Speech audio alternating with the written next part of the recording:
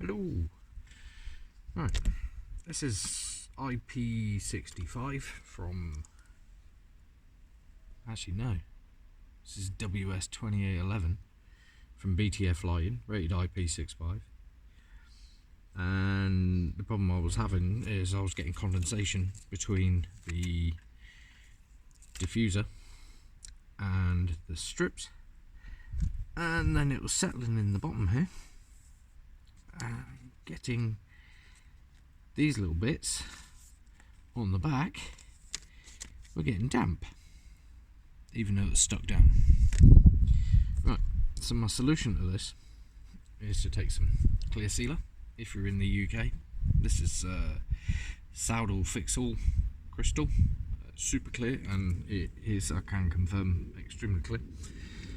If you're in the US, according to my homework, you want to look at a product called Lexel.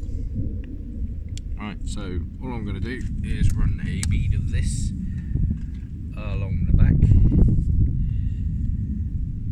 Not a very big bead. Just using a silicone gun, or if you're in the US, a caulking gun.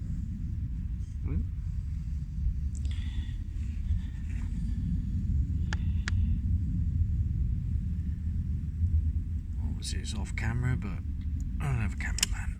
I don't care. So I've ran a bead because my strips are 1 meter. So I'd already done the heat shrink on the end, but prior to the heat shrink I put a nice wet bead of RTV silicone on there, clear, then heat shrinked over the top while it was wet, so it pushed into all the circuit, and I would be confident of actually submerging that for waterproof. But I've already done this on my other bed, but I thought I'd do it on here just to show you what it looks like.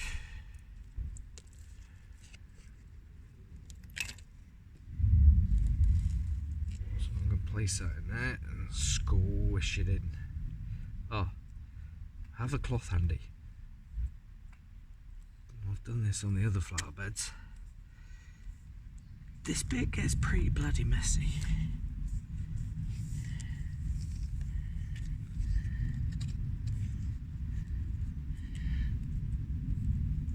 I'm just going to take it to the meter mark. Right, you want to go along and push, not overly hard, but just push along. And what happens is the silicone or sealant is squirting out from under here. See, it's a little bit there. And it's creating a waterproof bond around the back of the strip. Now, wanting to avoid getting any more water into there, which this will actually be covered over. There's a big wooden plank going over the top of here, so it will protect it, but I'm not having the grief of trying to fix a fault with my lights.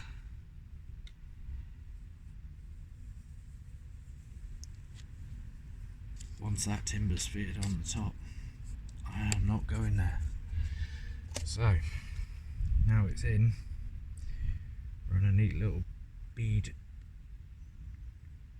right along the front. I'm hoping I can do this on this tube without having to go to the new tube.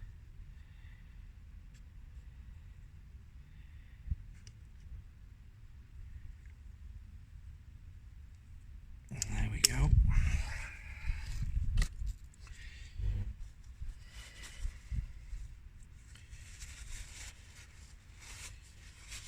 Right. Here's the fun bit. Lick your fingers so the silicone don't stick, and just smear that either side of the strip. I am not pressing down, I just want to create a seal between one side of the extrusion and the other, so when I push on the diffuser will stick to the sides of that seal. You could, I did actually experiment on the other side of the garden, filling the diffuser completely but it was very difficult to fit. Created a lot of pressure behind the diffuser, and that caused a lot of problems for me trying to install it. Plus it costs you a fortune in sealant, which if you ain't bothered about the cost, you know, it's up to you. But it does dry perfectly clear and you can't see it for the sealant. Right, so now I've got this nice neat bead either side.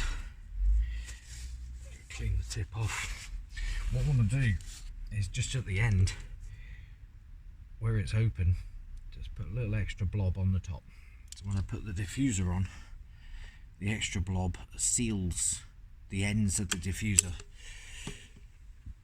in either end, and fingers crossed prevents any further water ingress. So do now, this one's a bit fiddly because I've got my power injection cable, my water pump cable and everything else running through this little slot on here, so it should be quite a fiddly bugger to get in. Right, excellent. Right, that's worked as well as I wanted, because what it's done is it's caused the silicone to squirt out the top, which means it's sealed nicely. I'll just go along as an extra measure and just wipe any excess.